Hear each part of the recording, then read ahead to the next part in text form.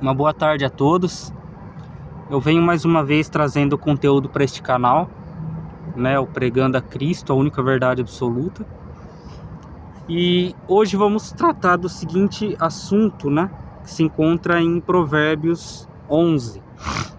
Você vai ver que neste capítulo de Provérbios, ele vai falar muito sobre justiça e injustiça, e as consequências da injustiça e os benefícios de se praticar a justiça bíblica, ok? E vamos sem demora para o versículo 1, que diz o seguinte: balança enganosa é abominação para o Senhor, mas o peso justo é o seu prazer. Aqui a gente pode usar como exemplo na nossa sociedade a pessoa que o tempo todo quer passar a perna nos outros em questão de dinheiro, ok? Às vezes ela vende um produto que está danificado por um preço de novo, só para sair por cima da outra pessoa.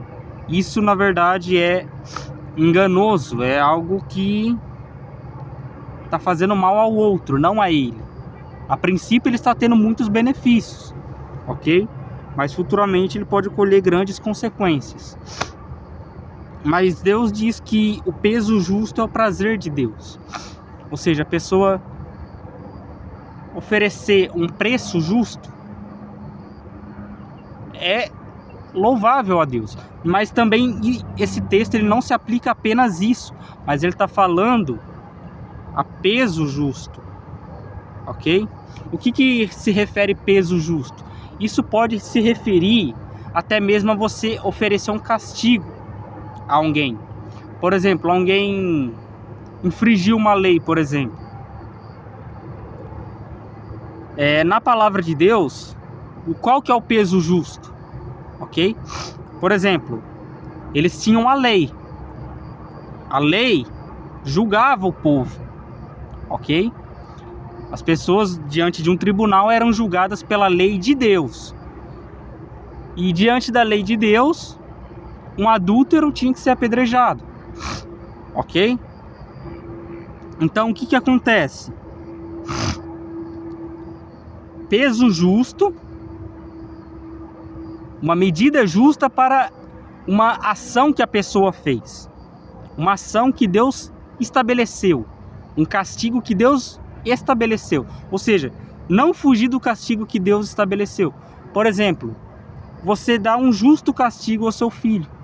Por exemplo, se seu filho te desobedeceu, não é justo que você espanque ele sem parar. Compreende? É uma medida injusta por uma desobediência apenas, ok? Mas claro, a Bíblia fala para educar o filho com vara, Então tem que haver correção física, compreende? Porém, não é como algumas pessoas fazem. Eu não falo muitas, porque não são todos os pais que fazem isso, que agridem os filhos, como a gente vê em muitas reportagens por aí, entende? Então, o peso justo se refere a uma punição justa, compreende? E na maioria das vezes quem dá a punição justa é Deus, a maioria das vezes não é os homens, compreende?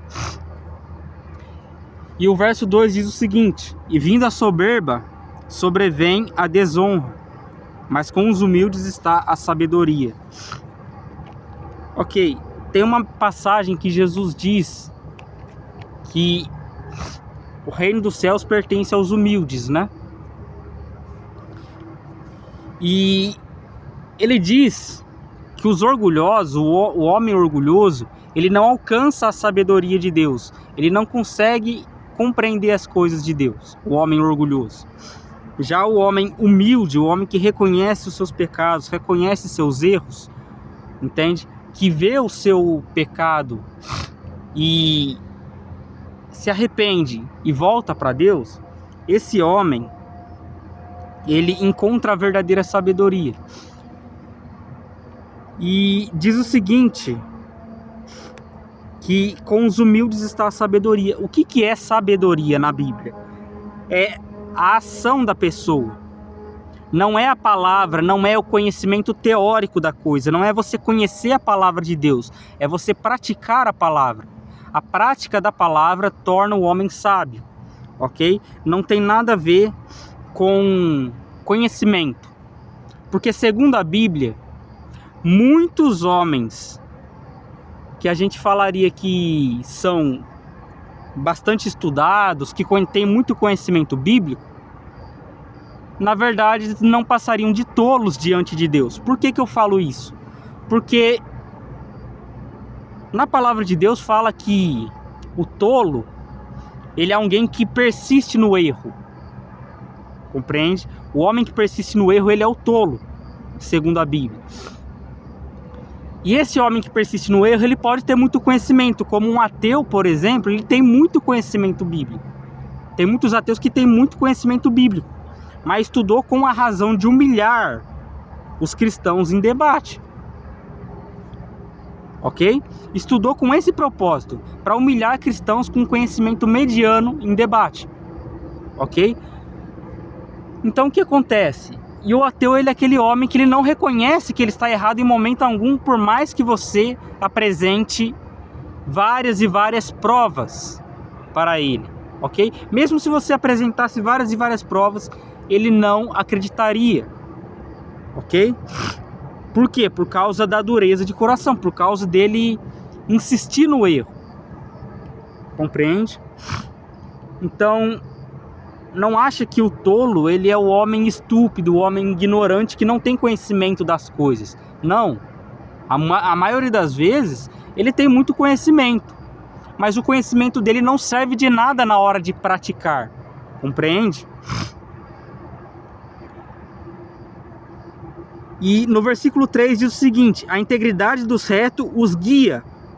Os guia a quem? A Cristo.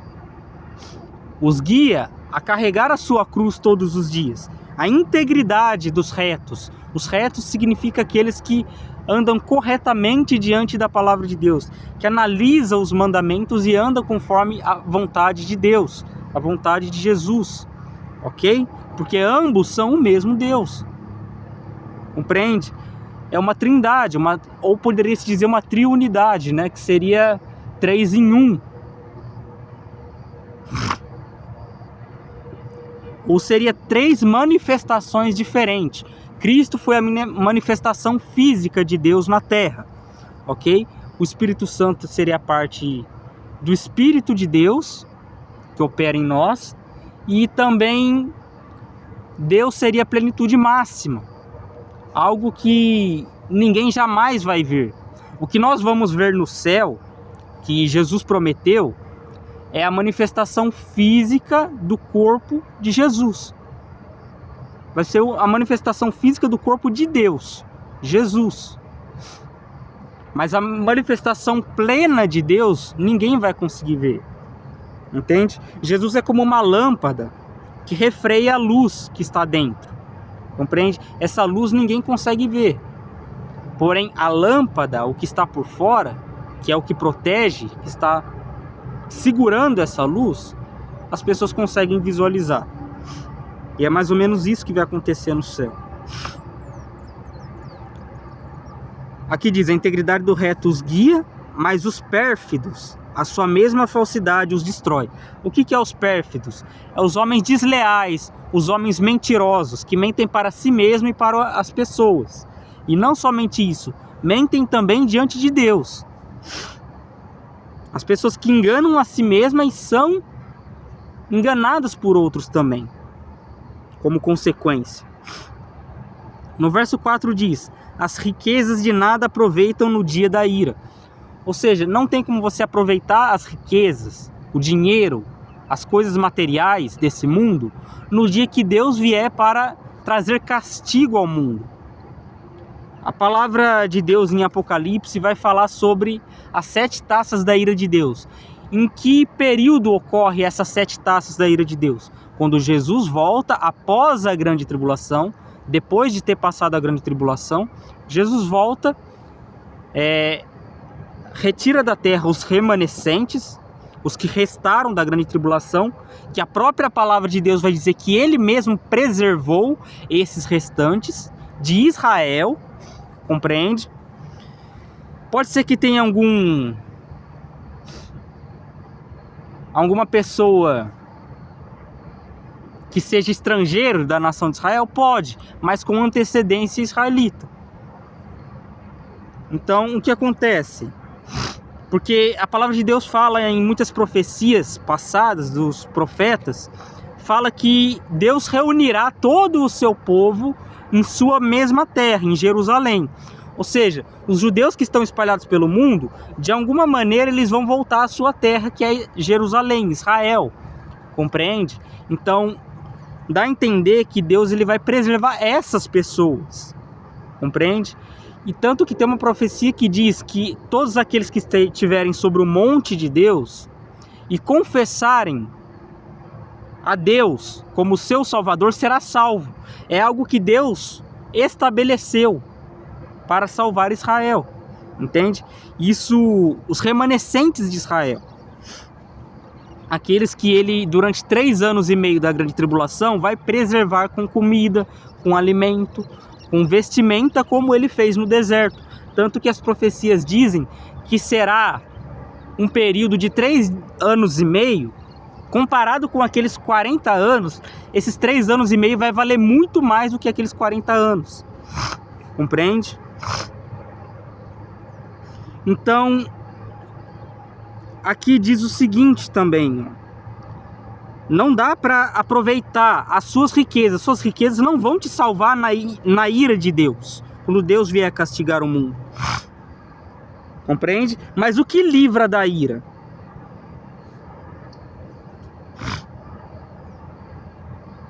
A justiça do íntegro endireita, aqui ó, de nada se aproveita no dia da ira, mas a justiça livra da morte. Ok.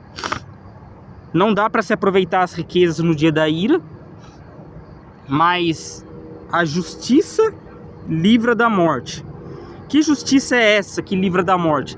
Muitas pessoas vão falar que é a justiça do justo, mas não é a justiça do justo, porque o único que é justo é Deus.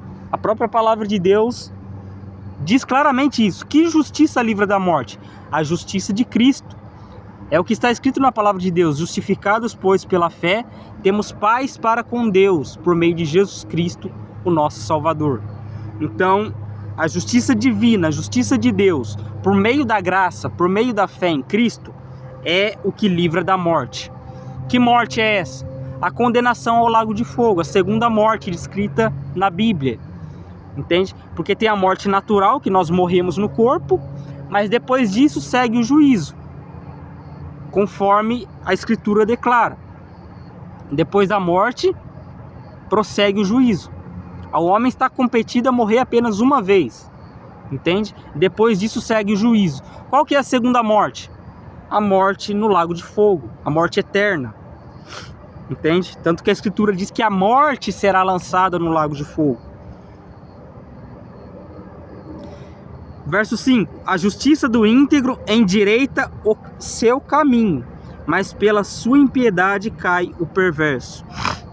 A justiça do íntegro. O que é o íntegro? O cara que se entrega por inteiro a Deus. O cara que se dedica por inteiro a Deus. O homem que está dedicado com as coisas de Deus. Assim como os apóstolos se dedicaram inteiramente a Deus, sofrendo punições físicas e perseguições ao longo da história da igreja. Compreende? Mas pela impiedade cai o perverso. A impiedade é a falta da piedade. O que é a piedade? É a misericórdia. A gente pode basicamente dizer que a misericórdia, a impiedade é algo que está ligada à falta de misericórdia com o outro, mas também está ligado à maldade humana, entende? Ao cerne da maldade humana que está no coração do homem, entende? Está ligado intimamente à natureza humana, a impiedade. Mas pela sua impiedade cai o perverso, o homem mau, né? A justiça dos retos os livra, no verso 6. A justiça dos retos os livra. Aqueles que andam retamente na palavra de Deus, a justiça dele os livrará. Livrará do quê? Da morte eterna. Mas na sua maldade os pérfidos serão apanhados. O que significa a palavra pérfido? A palavra pérfido está ligada à deslealdade. O homem desleal, o homem infiel a Deus. E logo a gente consegue compreender o seguinte, que todos os relacionamentos humanos estão ligados intimamente a Deus. Você só consegue praticar os mandamentos se você estiver amando a Deus acima de todas as coisas primeiramente. Se você consegue notar o seguinte, quanto mais você ama a Deus, mais você se dedica a amar o seu próximo. Compreende? A única maneira dessas duas coisas se separarem, o amor a Deus e o amor ao próximo se separarem, é no momento em que você está para morrer sem negar a sua fé. Se a pessoa te fizer uma proposta,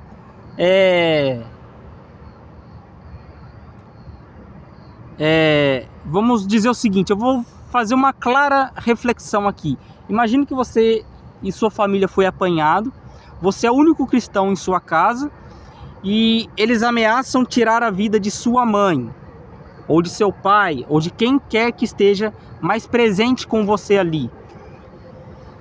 E nesse exato momento, você está entre a parede, entre Cristo e a sua mãe, entre Cristo e o seu pai, entre Cristo e o seu filho. O que vai acontecer? O único momento que a Bíblia permite a separação dessas coisas é neste momento. Separação para quê? Para que você fique ao lado de Deus, para que você opte por Deus. Sua esposa, se ela morrer estando com Cristo, será salva. Seu filho, como é uma criança, será salva. Será salvo ou salva. Mas e você neste exato momento?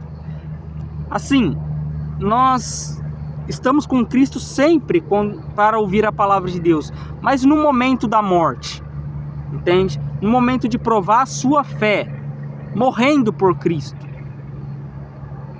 É nesse momento que muitos vão abandonar a fé, muitos vão escandalizar, como diz as Escrituras. Eu espero que eu e você não sejamos um desses. É por isso mesmo que estou pregando a palavra de Deus aqui, te encorajando a permanecer na fé até o fim. Então, o pérfido é aquele que trai a Deus o tempo todo, que não vê problema em trair a Deus. Mas na sua maldade os pérfidos serão apanhados, ou seja, serão pegados em flagrante, né? Por quem? Por Deus.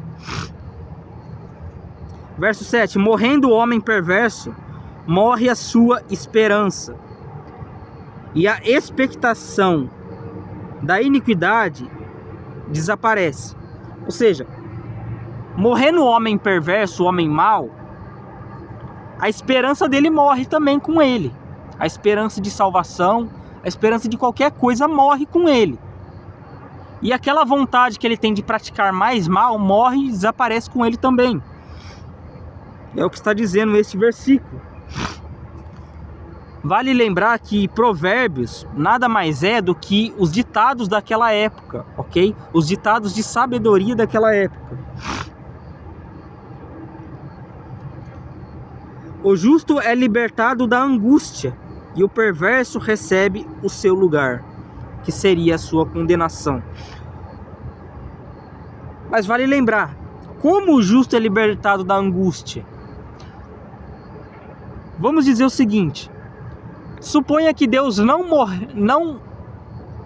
impediu um verdadeiro cristão de morrer sendo torturado. Ora, aqui está escrito que o justo é libertado da angústia, mas aquele homem se angustiou até a morte. passou por angústias e dores até a morte. Quer dizer que Deus não o livrou da angústia? Pelo contrário, Deus o livrou de uma existência pecaminosa que o escravizava o tempo todo.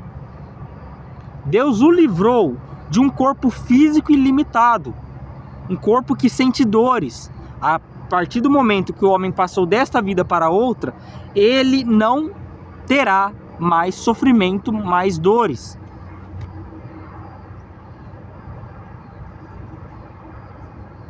E o perverso recebe o seu lugar, que é a sua condenação. O ímpio com a boca destrói o próximo. Você percebe isso em várias ocasiões. Falsa testemunha, calúnias, né? Ou seja, a pessoa inventar mentiras no nome da outra, arrastar a outra para tribunal com argumentos falsos, entende? O ímpio com a boca destrói o próximo, mas os justos são libertados pelo conhecimento, o conhecimento da palavra de Deus. No bem-estar dos justos exulta a cidade, ou seja, no bem-estar dos justos a cidade se alegra. E perecendo os perversos, os maus, há alegria, há júbilo. Ou seja, morrendo os homens maus, os que praticam a maldade, as pessoas ficam alegres, porque não vai mais haver violência, não vai mais haver injustiça, não vai mais haver nada disso sendo praticado por aqueles homens. E muitos desses estão no poder.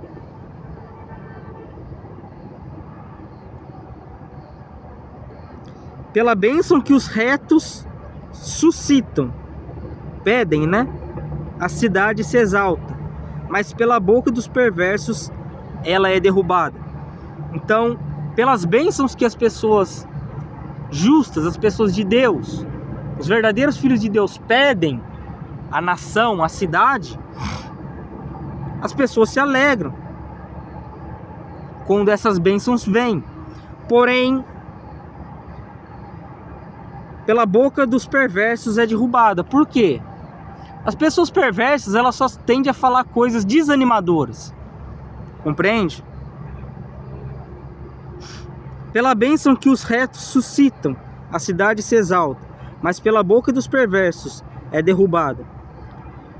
O que despreza o próximo é falto de senso.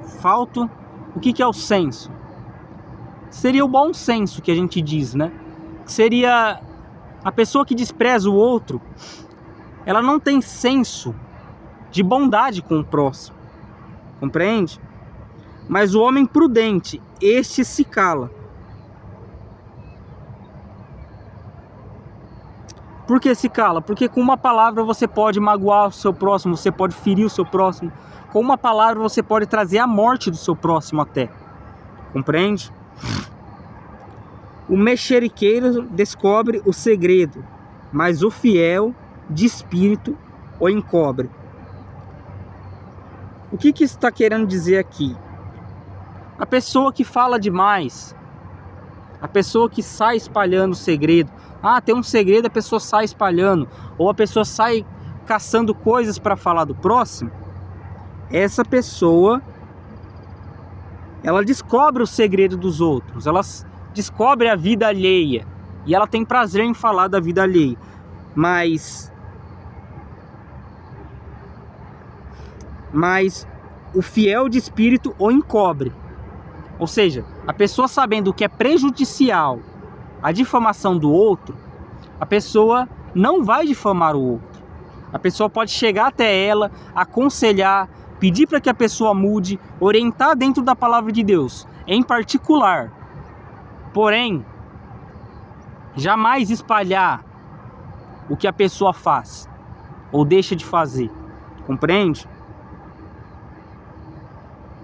Ora, já tem muitas pessoas para fazerem isso hoje em dia. Então, sejamos pessoas diferentes, ok? Não havendo sábia direção, cai o povo, mas na multidão de conselheiros há segurança. Ou seja, um povo sem direção, um povo sem pessoas sábias para orientá-lo, acaba como a sociedade de hoje em dia é. Pessoas que só fazem merda o tempo todo. Pessoas que só fazem perversidades o tempo todo. Compreende? Mas havendo pessoas fiéis para orientar, pessoas fiéis a Deus, primeiramente, para orientar como caminhar no caminho de Deus, o povo, ele está seguro. Seguro de quê? Seguro do pecado, seguro da ira de Deus. Compreende? E se as pessoas andarem nesse conselho, estarão mais seguras ainda.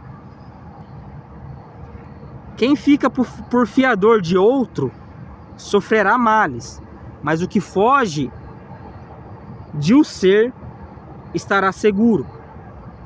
Ou seja, aqui entra a mensagem que a Escritura diz: maldito o homem que confia no homem, e tem a sua carne por braço, e afasta o seu coração do Senhor.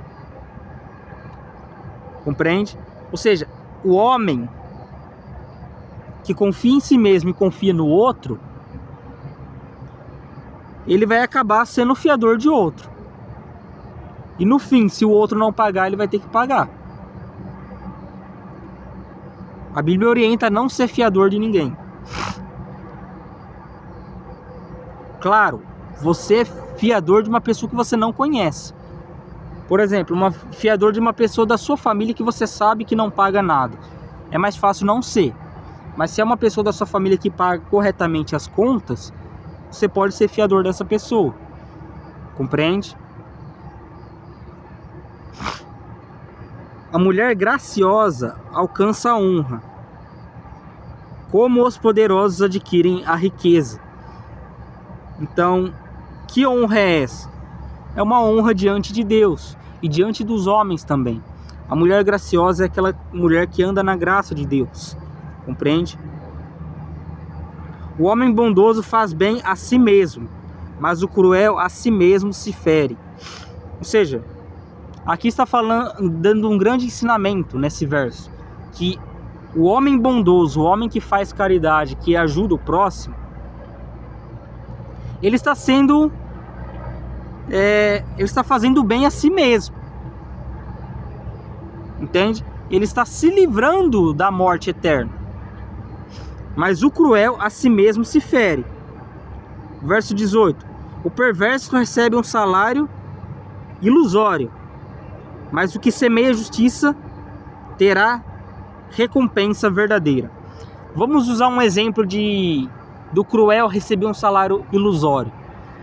Imagine que você está acumulando riquezas na terra, ajuntando muitas coisas, entende? Muitos bens. Você tem carro, você tem casa, você tem uma esposa, tem muitos filhos. Imagine isso. Do nada Cristo volta. Todas essas coisas que estão na terra não vão importar mais.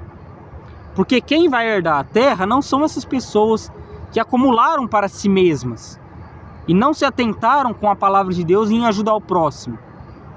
Não se atentaram a ser fiéis primeiramente a Deus, abandonando seus pecados. Compreende? Então, o salário foi ilusório. Qual foi a recompensa que ela recebeu quando chegou diante de Deus para ser julgada? Nenhuma. Até aquilo que ela achava que era uma grande recompensa na terra, não passou de nada, não passou de poeira.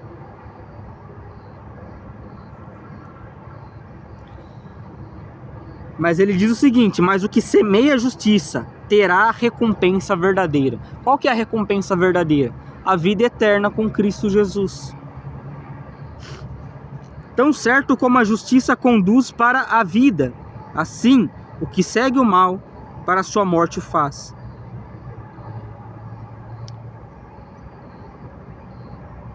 Então, a justiça de Deus, a justiça que praticamos da palavra de Deus, nos conduz à vida eterna. Assim como essa justiça nos conduz à vida eterna, a injustiça vai nos conduzir também. O que segue o mal, para a sua morte o faz. Verso 20. Abomináveis para o Senhor são os perversos de coração. mas o que anda em integridade são o seu prazer. Os perversos de coração, ok? É no coração do homem que nascem as intenções de praticar o pecado. Ou seja, o homem íntegro, ele tem em suas intenções do coração coisas boas. Pode ser que ocorra que tenha coisas ruins surgindo por causa das tentações? Sim. Mas na maioria das vezes, esse homem vai procurar coisas boas para fazer.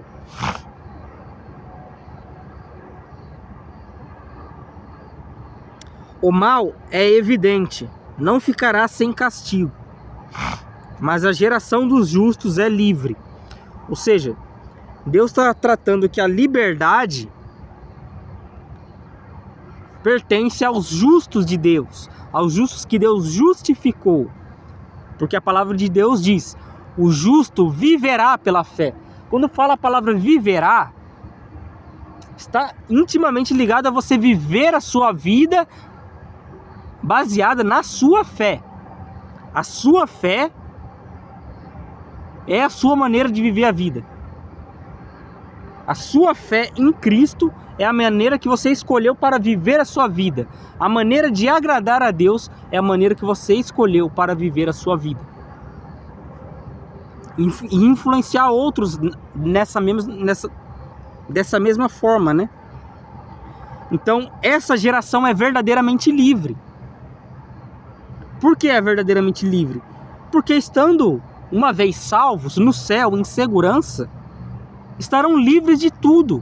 Livres da dor, livres da angústia, da ansiedade, livres de depressão, livres de tudo. Como a joia de ouro em focinho de porco, assim é a mulher formosa que não tem discrição.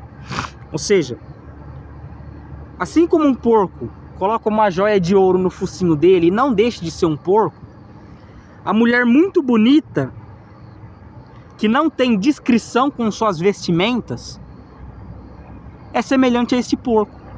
Diante de Deus, Deus olhando para ela, imagina isso. É como um porco, é uma imundície.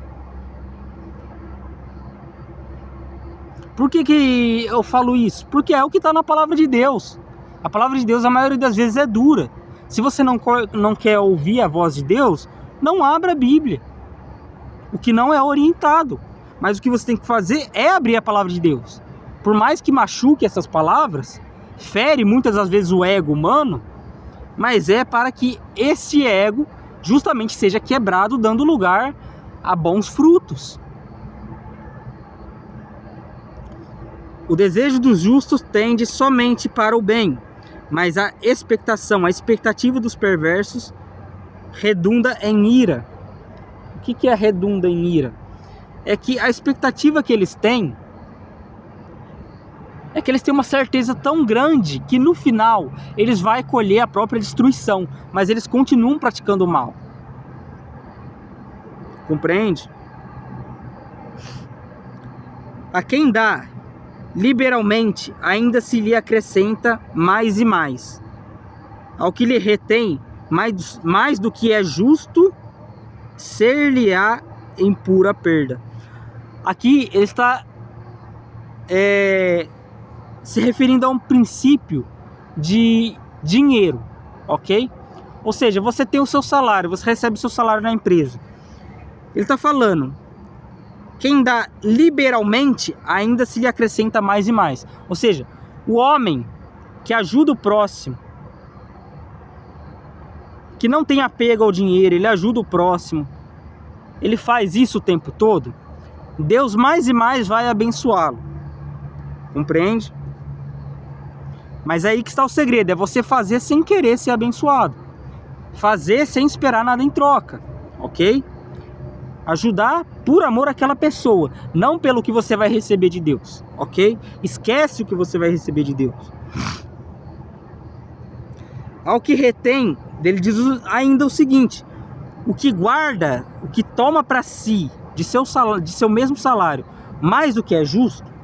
Se uma pessoa pediu ajuda para mim nesse mês, eu ajudo. Ah, mas a pessoa pediu ajuda e eu não ajudei, sendo que eu, sabendo que ajudasse, não ia faltar. Ele está retendo mais do que é justo. Ser-lhe-á em pura perda. Ou seja, pode ser que futuramente ele seja demitido do salário dele. Pode ser que seja demitido do trabalho dele. Pode ser que Deus faça isso com ele futuramente. Compreende? A alma generosa prosperará, e quem dá a beber será descedentado. Ok. Ou seja, quem dá água a beber também terá isso em troca, né? Vamos dizer assim. Ao que retém o trigo, o povo o amaldiçoa, mas bênção haverá sobre a cabeça do seu vendedor. Ou seja, ele está falando de um homem que guarda tudo para si, ele nunca ajuda ninguém, ele pensa apenas em si.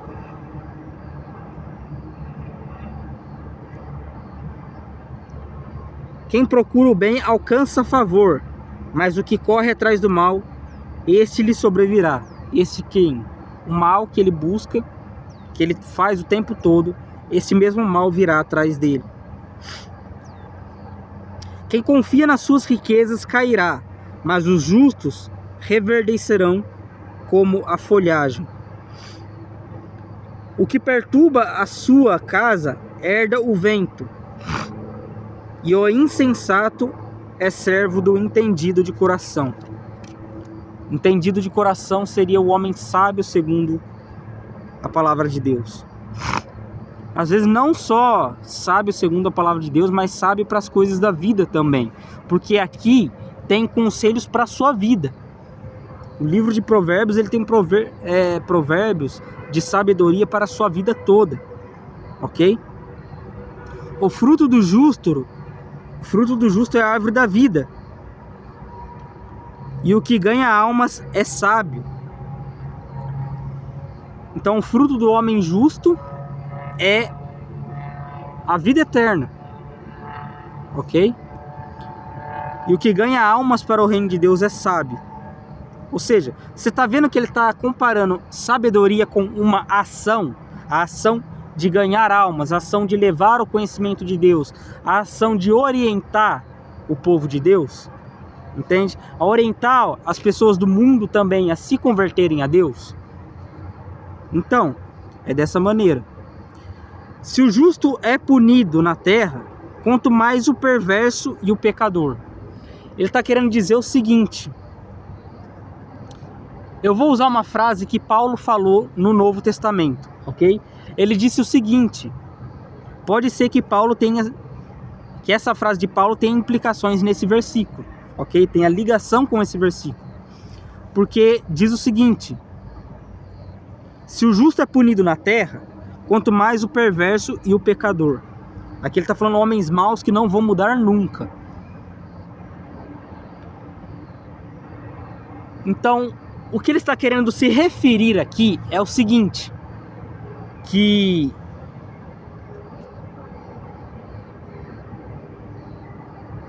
isso está intimamente ligado à frase que Paulo falou. É tempo de começar o juízo pela casa de Deus. E se o juízo começa pela casa de Deus, o juízo é o quê? É o ato de julgar e dar a recompensa por cada ação feita do ser humano. Qual que é a recompensa do pecado? É a morte. Mas a dádiva de Deus é a vida eterna em Cristo Jesus. Ok? Então, Deus, ele começa o julgamento pela casa de Deus, arrancando o joio do meio do trigo, separando o justo de injusto. Compreende? E a grande tribulação, ela nada mais é do que uma grande provação no mundo inteiro. Grande provação para quem? Para os justos e para os injustos. Todos serão provados. Sem separação, todos serão provados. Uns serão aprovados, outros desaprovados por Deus. Uns serão salvos, outros serão condenados. Então, com base em tudo que você aprendeu aqui, nesse versículo sobre justiça, em você ser justo com o próximo, em você se arrepender de seus pecados, em você se voltar para Deus, tudo que você aprendeu aqui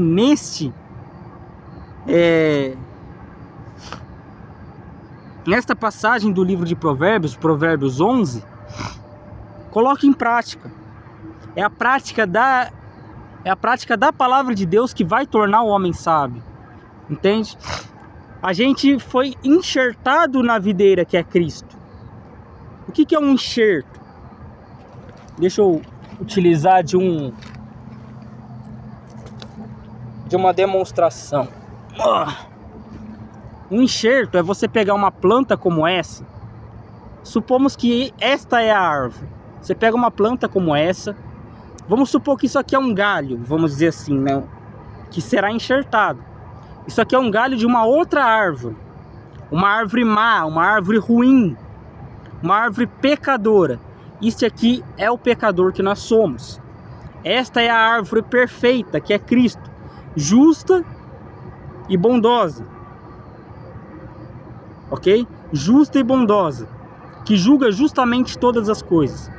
Ele, por meio de sua morte, ele nos enxertou.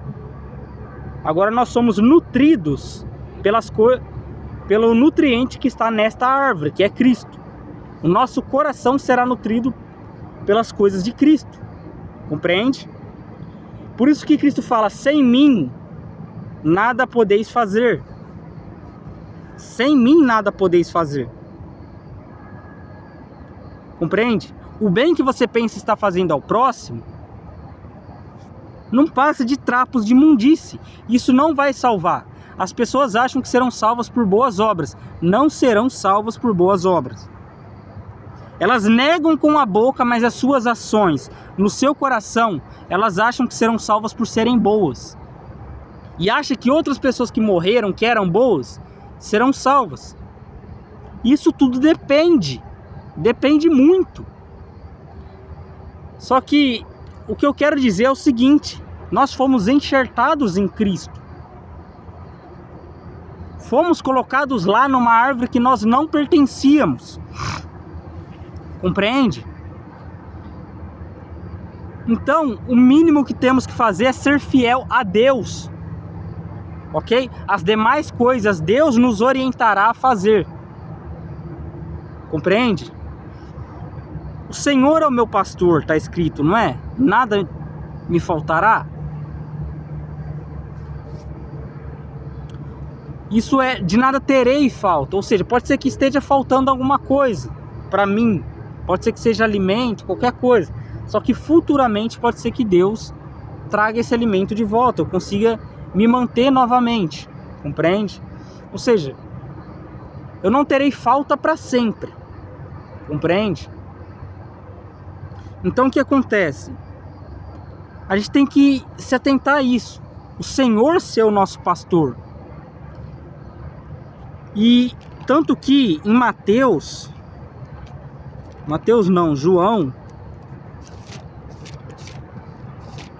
João 10 vai dizer o seguinte: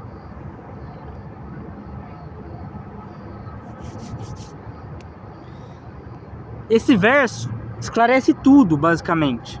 Ele diz o seguinte: eu sou o bom pastor.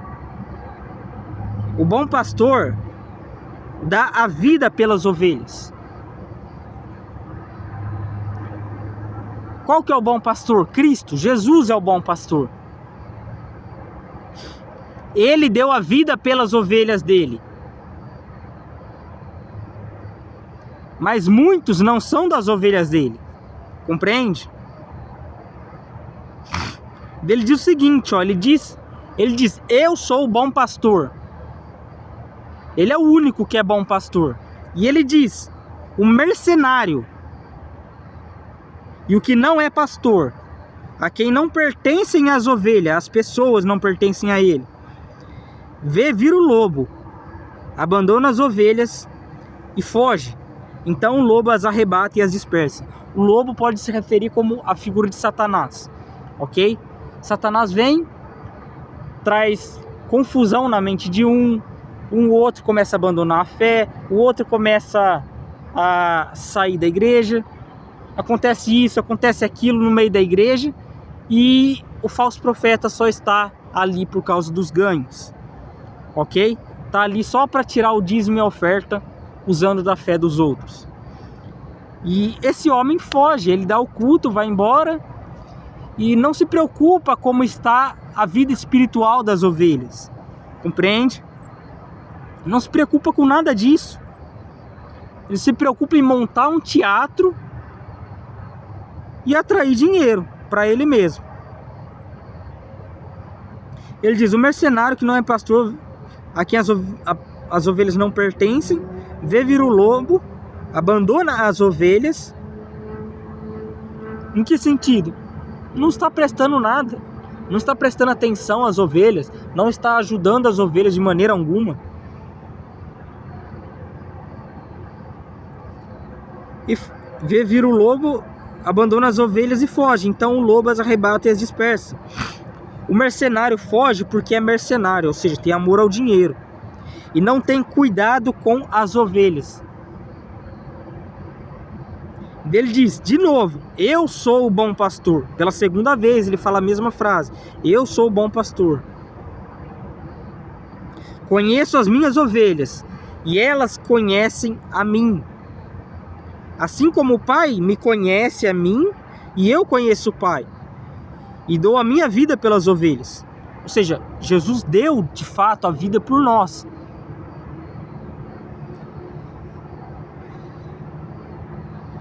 E ele diz que as ovelhas conhecem a ele, conhecem qual é o caráter de Deus, conhecem como Deus julga as coisas.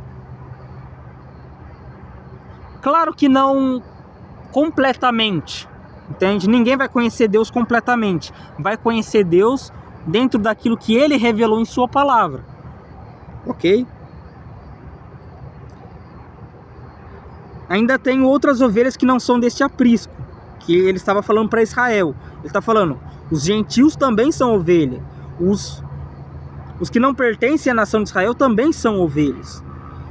Ele diz, a mim me convém conduzi-las, elas ouvirão a minha voz, então haverá um rebanho e um pastor. Aí eu te pergunto, como que elas ouvirão a voz de Jesus, se Jesus não está presente fisicamente na terra? Ora, por meio da pregação da palavra de Deus, compreende? Por meio da pregação do genuíno evangelho. Essas ovelhas vão buscar a verdade. E muitos homens, eles vivem a sua vida mentirosa. Eles exigem a verdade dos outros, mas eles não são verdadeiros com os outros. Então, o que acontece? O homem que vive a verdade de Cristo, da doutrina de Cristo, este homem, ele está fadado a morrer por Cristo, compreende? Este homem está fadado a morrer pela verdade, defendendo a verdade do evangelho, compreende? Este homem vai morrer defendendo a verdade do evangelho.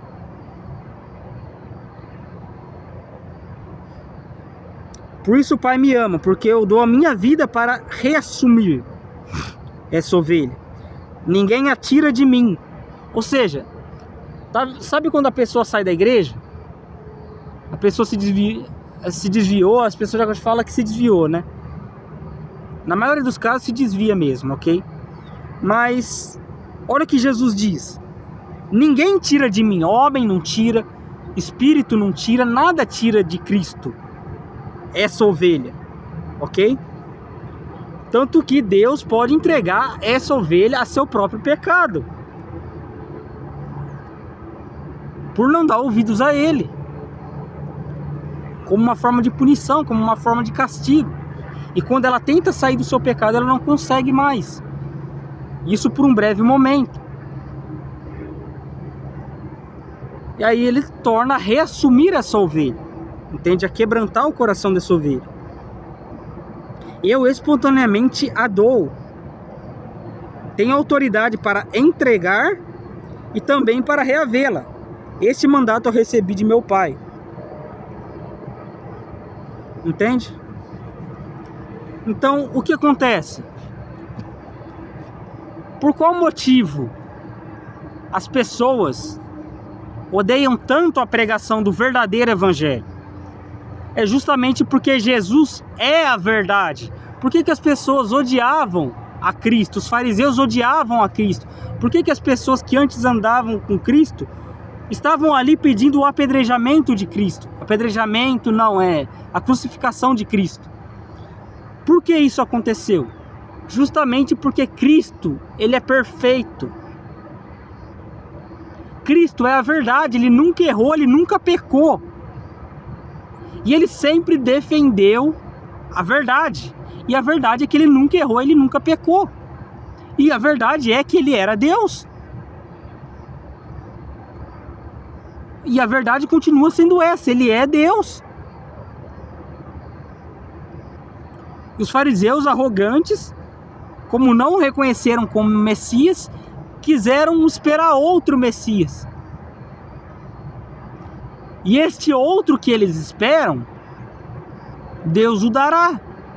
Será o anticristo. E aí que está o nome. Aí você percebe que o mundo será uma completa paz. Ok?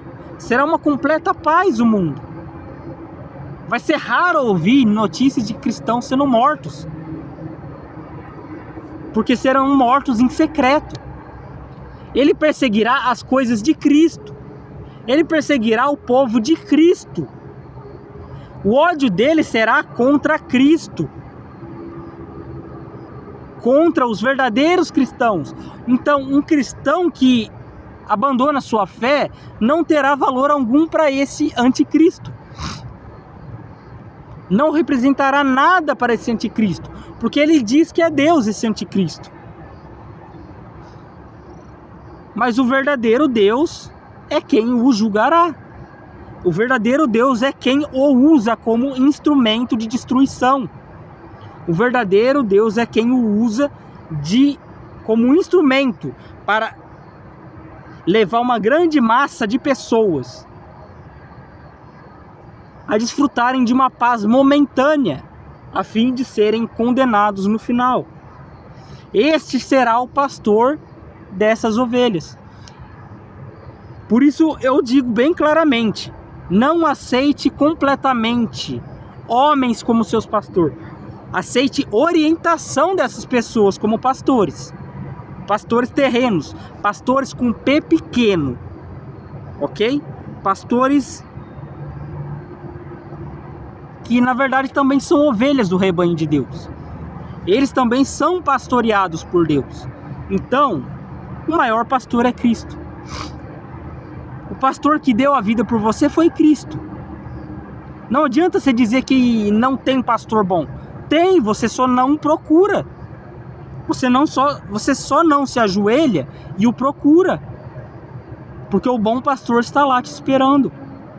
O bom pastor está querendo que você clame e confesse o seu pecado a ele. E é isso que eu convido você a fazer agora, ok? Graça e paz e uma boa semana a todos.